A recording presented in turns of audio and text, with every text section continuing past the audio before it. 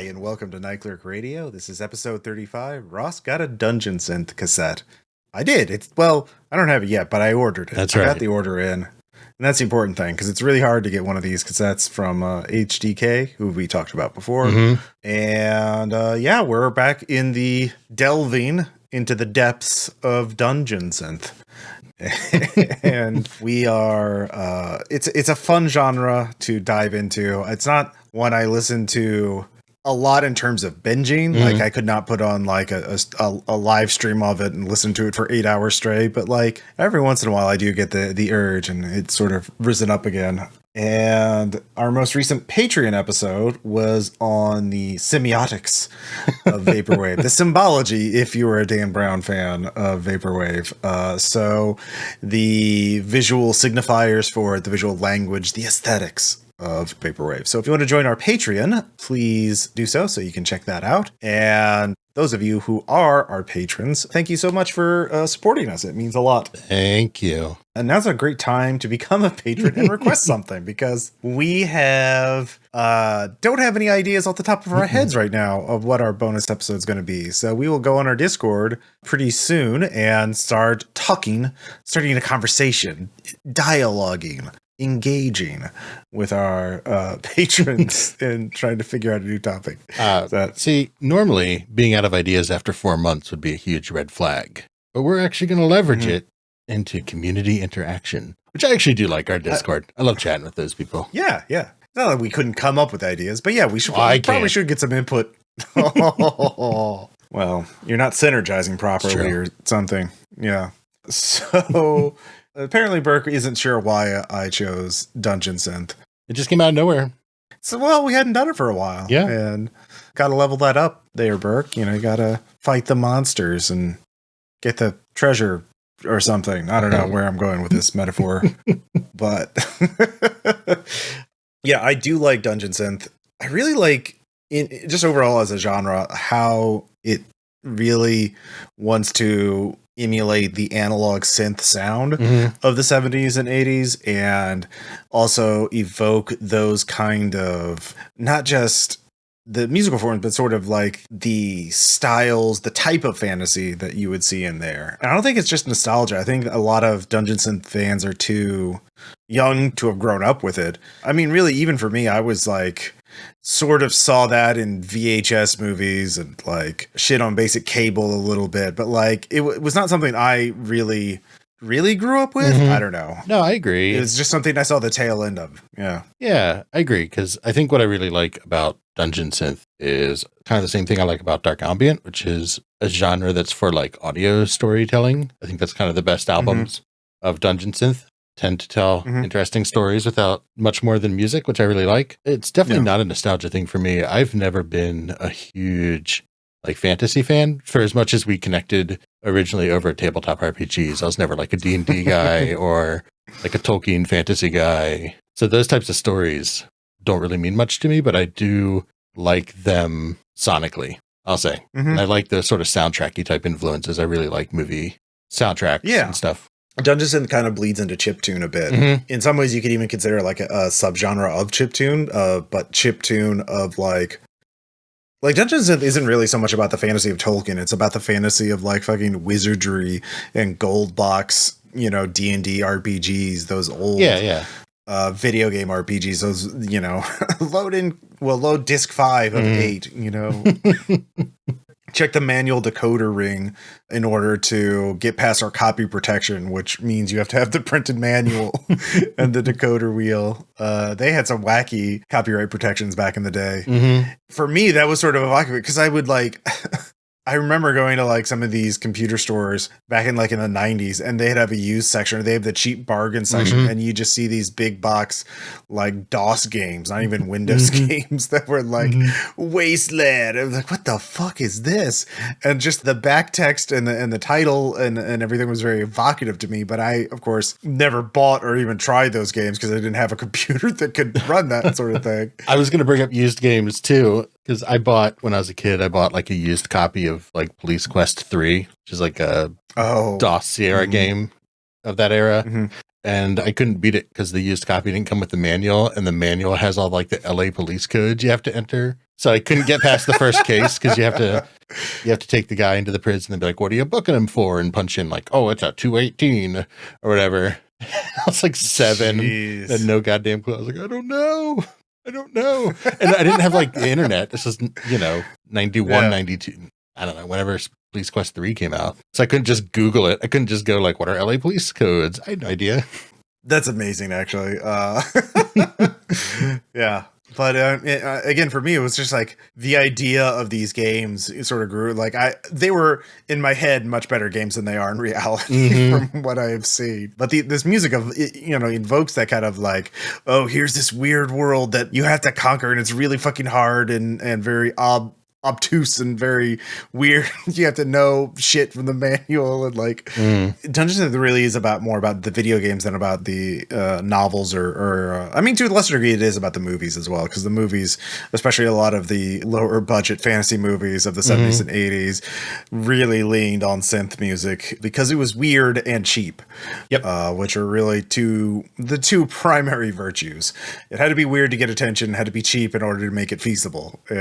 And now that sort of aesthetic has become its own appeal. Like a lot of dungeon synth artists today, I think, are really interested in the lo-fi and DIY aspects of it. That you're creating something out of nothing that's very grungy and very kind of gritty, and very chunky, kind of like sine wave weird shit with the synths. And I think that kind of creates its own appeal. Like the label that I got my album from, HDK, their art that they use to promote it, the label uses a lot of clip out art and a lot of like from the 70s and 80s of like, oh, we're working to our next cassette release. And it's like a photo of like a 1970s computer room with like cabinet sized computers and office workers.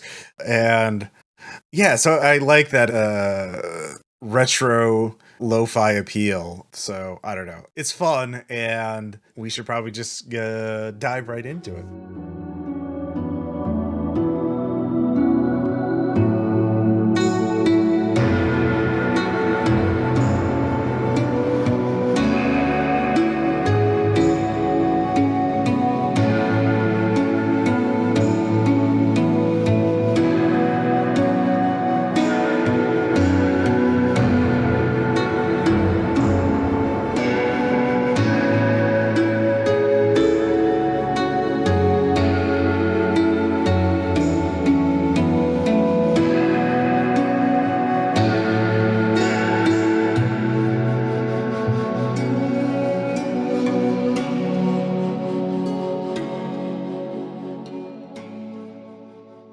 That's the opening bit from track 2, Sleepers Awake, from the album Shellbound by Olk. So Olk is a dungeon synth artist I was not familiar with. Little interesting aside, they're listed as being from Utrecht in the Netherlands, which is actually a city that is very high on my to visit list for us. It's an interesting little bit. Yeah? Yeah. So they have a museum, at least they did, I hope it's still there, that entirely focuses on like the history of mechanical instruments. So it's just this huge building of all these clockwork contraptions of like, ooh, here is my weird device to play church bells or chimes, or, nothing as devious as the cat piano, but like,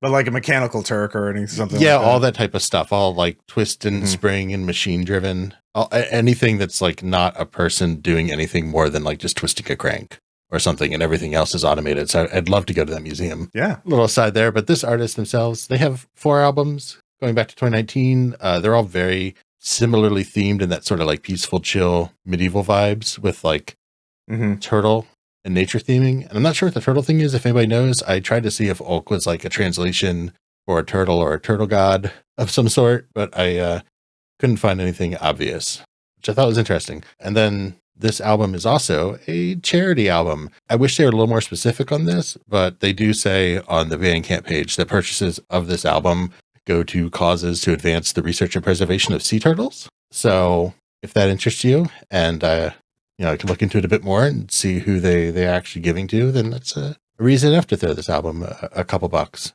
But otherwise, yeah, I was not familiar with them. I was just poking around like best of Dungeon Synth 2021 threads on the Dungeon Synth subreddit, like a cool guy. And this one captured my attention of all the ones I listened to. So what did you think? I quite liked it. It's a very warm and rich sound, especially for Dungeon Synth. The harp music, I mean, the synthesized harp, is quite lovely. I quite like it. Obviously, I do like turtles. I am a big fan of the shelled reptiles. So all reptiles, good on that. Yeah, it's. Overall, I kind of want to compare this to sort of like synthesized chamber music, almost. It does have that feel of courtly music, almost. Yeah, I thought a lot of the string arrangements you're talking about, like harp, and I think other strings in general, I don't know, like I'm just going to say lute because it sounds like an instrument. I couldn't tell you exactly what's what, but it does sound very... Chamber is a great word for it, because I was thinking town, but that's not quite right, or like tavern music. Oh, yeah. Which is great and such a different vibe, especially Dungeon Synth albums we've done, pulled heavily from like their metal traditions or like just generally darker tones. So this very rich and warm sound, I really like how it stood out from what I conceptualized as Dungeon Synth. Yeah. For me, I can almost picture like a group of aristocrats having tea in some palace while this music is playing by some, since it's synthesized, some sort of robotic bard. But, it's quite lovely. There is, in the second track, there's this really high treble, like piano synth toward it, and it almost got to a part where it was like high enough that it was kind of like annoying. It didn't quite hit there, but it was very high. I don't know. Am I crazy, or did you pick up on that as well? I don't know if it annoyed me. Yes, that's the back half of the opening sample track. I think it's just part of, there's a few tracks that do this where they have, like I was saying in the intro, this audio storytelling. You pictured aristocrats. I did picture like helped along by the imagery and the artist, this turtle God King like called to action or something. It has to go like Echo the Dolphin, but with a turtle. I don't know. Was kind of the vibe I got because the first album is very chill, very peaceful. Yeah. Overall, there was some sort of pretty, I want to say, epic drumming towards the end of track 2, especially. But yeah, and drumming we're going to come back to for the second album. Oh yeah. I quite enjoy this. It's a fun. Well, I wouldn't say fun, but like it's a calming album, which you don't get a lot.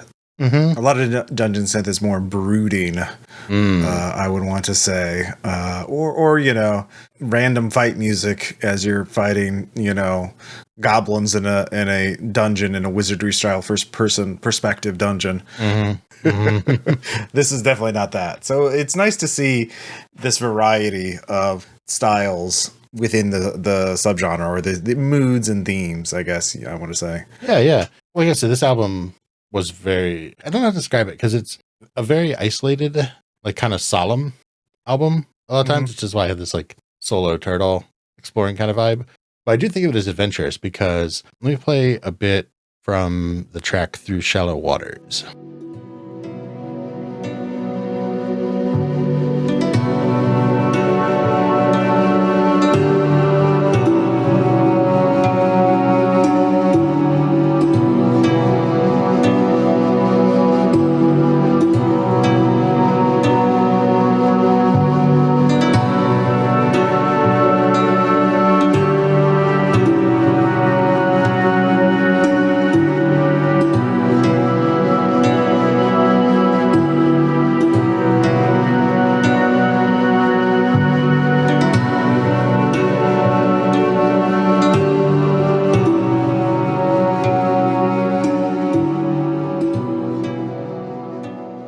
So this is a lot of the same instrument and synth arrangement as in the calmer parts of like track 1 and 2, but they're playing something much darker. You're leaving that like familiar comfort. You're through shallow waters, whatever that means. I don't know, to a turtle. And then you go through all this dark but familiar into something like very ominous. So let me play some of my actual favorite stuff that appears in this album, which is in the track Last Night's Storm.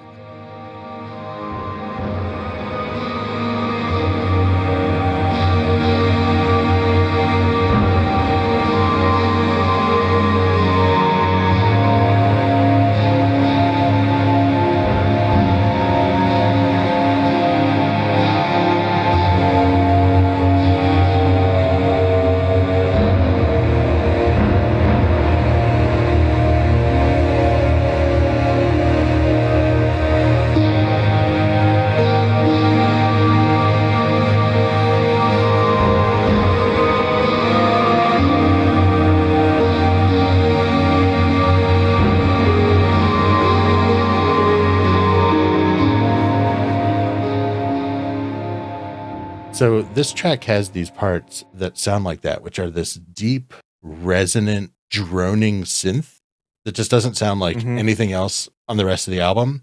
And it's this 8-minute track, and it goes back and forth between, I don't know, like some crashing of a storm of like this deep droning stuff. And then there's little hints of that familiar harp lute piece and back. And then you kind of come back into it in the last track, which then trails off into like this very lonesome, I don't know. It just sounds so lonely because it's really one synth tone. Because a lot of this album, the production's really good. It's very rich. There's a lot going on. It all plays well together. And then you end out on this just singular synth tone kind of playing this lingering melody for the last bit of the album. And that like came together to be this very like lonesome hero vibe. Yeah. Like a very depressing hero's journey. I don't know. Yeah, there's a bit of melancholy in this. It's definitely not happy music per se. You know, it's so yeah, which is sort of common with a lot of dungeon synth. I haven't really heard any actual happy music in it. That's not really one of the strong points of the genre. But yeah, Last Night's Storm really stood out for me as being this very brooding kind of stormy song. So yeah, I quite enjoyed that. Yeah, it's just a few tracks, so I don't have like a lot of little individual bits to point out because it does have a lot of repeated themes, but I'll just reiterate that this album really is what I think of as like audio storytelling. I don't know how else to say it. I know I'm repeating myself a lot, but I think that was the thing that was most striking to me above everything was just how well it all came together. As I've talked about this on previous albums where I love cohesive vision projects. So since this wasn't terribly long, I went and listened to a few of their other albums. They have All One and Two and This Divine Shelter. And it's somewhat similar. Like, I think that's sort of what they go for. I think this artist is very much like a breath of fresh air for me into dungeon synth. And they do make me want to explore the genre more because I, like, no offense to your pick, but like, I think most of the times we've done dungeon synth, it's been HDK connected in some way. Yeah. It 100% has. I am very biased towards them. Yeah, they're. I think that might change, though. I'll talk about that more when we get to that. But yeah. Okay, but I think the most powerful thing about this album is it just really made me want to go through other albums on kind of these best of lists and expand out on my own because I really only engage with dungeon synth when you want to talk about it, which is not not a complaint. That's the whole point of having like slightly different tastes because we kind of drive each other to talk about stuff we wouldn't normally. And that's for sure one of the great things about doing the show. But I think I would like to, in 10 episodes or so, revisit this again and really try to like really step away from what we think of as dungeon synth. I promise my next dungeon synth album will not be HDK. I will step outside. I've got you on literal record. Literal recording. But otherwise, yeah, I think this is a great album. Help Turtles. Go check it out.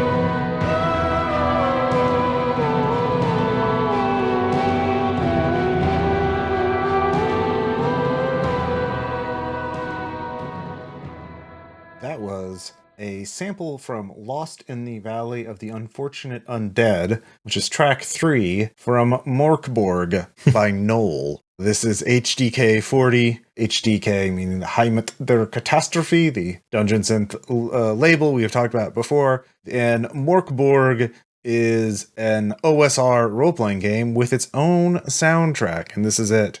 So Noel has done about 4 or 5 other albums for HDK, but it's a pseudonym. I don't know anything else about the artist. Yeah, this is the kind of music you can expect for this album. It is 43 minutes of rolling drums and brooding, sweeping synths. Wizards and warriors fight undead and all kinds of curses and tomb mountains and all kinds of high fantasy nonsense happening. Yeah, so to elaborate more on this, HDK does these really good cassette releases of their albums. where they have really great art and liner notes for them, and some of their albums have little RPG adventures written in them, like little dungeon crawls, and they don't include these in the PDF digital releases. They're only in the physical releases. As far as I can tell, I've not like bought all of them, but I have bought some of them, and they did not have it. And I've wanted one of these for a while now, but they do very, very limited releases. We're talking like 20 copies, or maybe 50 or 100 at most. And they sell out extremely quickly. There's a very dedicated fan base for these albums. And I have tried many times to get an album that was, high quality fantasy. But up until now, I have not. But fortunately, they re-released this album on cassette. It was originally released in October 8th, 2019. But they did a reissue of the cassette. So I have been satisfied. I will own, as soon as it gets here in the mail, I will own one physical HDK cassette. That is enough. I am satisfied. But we should actually talk about the album itself. What do you think, Brooke? I liked it. So I will first say that I didn't realize Morkborg the game had an album, which is amazing. And it's perfect because, all the marketing around the game is like, we're like if a doom metal album was an RPG, which makes sense because then doom metal is a dungeon synth parent genre of some sort. So I really like this album. I think what I really liked about it is that it's just not in a totally off-putting way. It's just weird. Like, it's just like a weird little album. And it just really gave me vibes we were talking about before we recorded, like just really strong, like low budget Italian movie soundtrack vibes, which is a compliment for a soundtrack of the highest regard. Now, it doesn't sound anything like it, but I was just thinking of other weird soundtracks. Like we were talking about Conquest, which is a late Fulci film, who has just this wild, like synth funkish, weird soundtrack by Claudia Simonetti, who is was the keyboardist for Goblin. Oh yeah, Goblin, man. Who we've talked about, They got up to some weird stuff. Oh yeah, they did. And I just feel like that's in this. It's less of like adventurous storytelling to me compared to the first album, but maybe in more listens it would click. But overall, like it's one of those albums where I just loved listening to it and waiting to hear like kind of what's coming next, which most of the time I really liked. There's a lot of stuff I talk about, like the opening of track 4, which is Pale Anthelia. And then again on Black Terra, there's like these awesome riffs that sound like they're straight out of OG DOS Doom. Just all kinds of little bits like that I just really enjoyed. Kind of waiting to hear what would come next. So I'm not familiar with Noel. Have you listened to other stuff by them or? Yeah, it's all pretty similar in terms of style. It's all dungeon synth like this. It's all very evocative, very influenced by these Italian low budget movies, as you mentioned. And the key here for me, or at least in this album, if there's one thread linking the two albums we reviewed now, it's like some like deep drumming, like some kettle drum type drumming. Boy, that's what dungeon synth is all about, apparently, because we had some in Shellbound, and we have a hell of a lot in this album of just these kind of like slave galley or dark ritual at night kind of drums, and it's very. I quite like it. This is actually pretty. I felt like this was kind of like. I got a fast paced for a dungeon synth album. It even gets a little like synth pop at the end. Or I don't know, synth pop it, but like, let me just play this sample.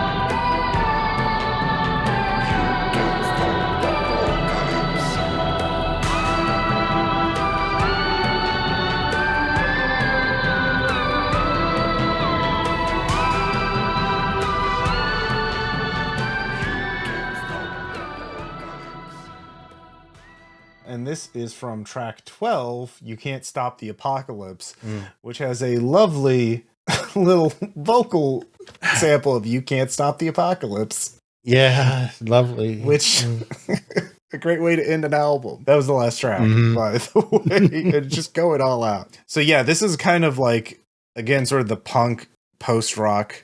I don't know. I'm just throwing labels out there, but like it is kind of just like, fuck it, let's go for it. Oh yeah. We're going to make these analog synths sing as much as we can, because this is the type of synthesizer that you don't have presets. You have to engineer, you have to figure out every sound yourself using a bunch of different dials and knobs and sort of do this kind of programming yourself. And this is very reminiscent of that, although undoubtedly I would imagine they use software to emulate that. Yeah, that'd be interesting to know. I'd probably agree, but it'd be cool if they had some physical synths. I will go back and say, fuck that vocal sample. It just caught me off guard. No, that's rude. Sorry, no. No, it is definitely, it's almost like a B-side. It's almost like something that they... Well, it just came out of nowhere for me, because like it's such a genre that I associate with being instrumental. It's just like dark ambient or something, where like I don't expect to hear words. Like I expect that I might hear words in like Vaporwave or Mallsoft or something, where there'll be some little vocal sample. But man, I was not ready for someone to talk to me when listening to this And it's just that. It's not like extended lyrics or anything. It's just you can't stop the apocalypse a couple of times. You know what? I'm fine with it. If it had been more persistent through the album, or just kind of in there awkwardly in the middle, but as the ending, I'm like, all right, yeah, you got to step it up somehow. Sure, why not? There is another sample.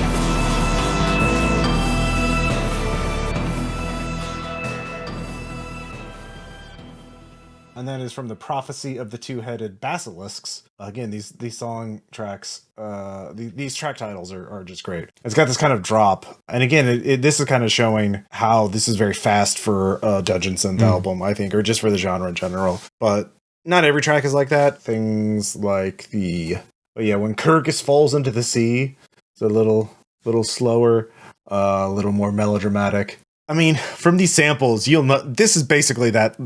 That's what that album is. If you're into that, man, you should get this album. If not, I don't know what to tell you. I kind of want to run the game Workborg at some point with this just on loop at some point. I feel like that would be the full experience, because Workborg is a very aesthetic role-playing game. If you're not familiar with it, it is very much about having cool graphic design, very minimalist rules, to where it's more improvised and sort of made up on the spot by the GM and the players, rather than having detailed grappling rules and shit like that.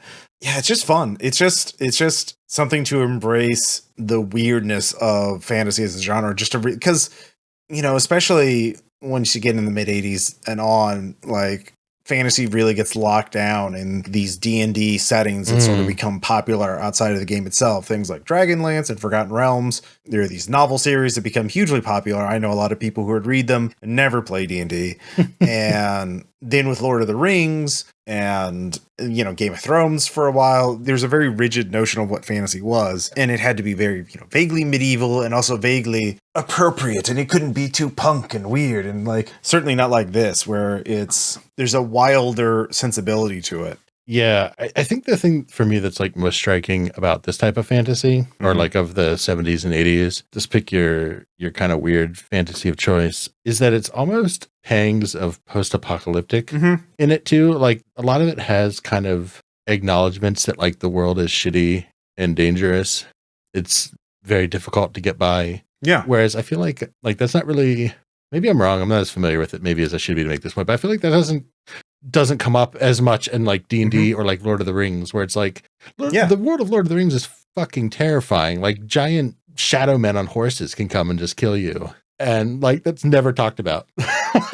Right. But Lord of the Rings, what people remember is like the hobbit hovels and the food stuff and the pipeweed and all this comforting, and also these feast halls, Aragorn, and just all this sort of like proper chivalry and heraldry and titles and history and lineages, but like it doesn't. Oh, also, Smaug can come and melt your town if he feels like it. Yeah, but that's the visceral the visceralness of it. That's what this kind of fantasy is about. Is that like it's brutal and short and weird, and you won't understand it, and it's very much a lot of like, especially in the 70s and in the early 80s, there wasn't a delineation between fantasy and science fiction. So it was very common to be like playing D&D and someone would throw in a robot or a ray gun or UFOs. So like having portals opening to a Mad Max apocalypse would be just, oh yeah, sure, that makes sense. And this is sort of what this sensibility, this aesthetic is all about, and that's what this music is about. It's fantasy, but like it's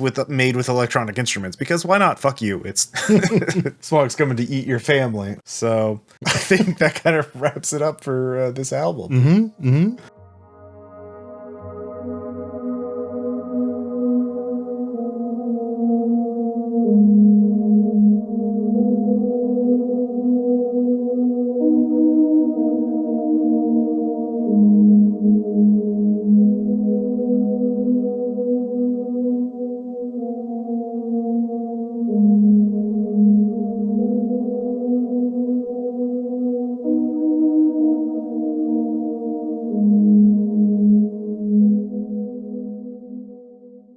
Thanks for listening to this episode. It was a lot of fun to listen to these albums, and talk about them. And of course, please rate and review us on your podcasting app of choice. Tell your friends, tell your family to retweet us and all that jazz, so more people can find out about Night Clerk Radio. We appreciate it. Our next episode is going to be about summer jams. We're going to be picking our album we think will be our best 2021 summer jam album, but it's going to be haunted, whatever it is. Always haunted. So it's going to be a genre agnostic episode. I hope you are all prepared for that. If you want to talk to us, we are at Night Clerk Radio on Twitter. I am at Ross Payton on Twitter. Burke is at Burke McBurkinson. We have a website, nightclerkradio.com. We have a Facebook page, and we have a Discord for members of our Patreon, patreon.com/nightclerkradio. You can come hang out and throw ideas at us or ask questions of us. Or just post cool links. So many people out there that like just know so much about other stuff that we don't. And that's what I like. Yeah. And I post cool links too. Yeah. And so does Burke. Well. Yeah. It's good. Anyways, thanks for listening, and keep on delving into those dungeons.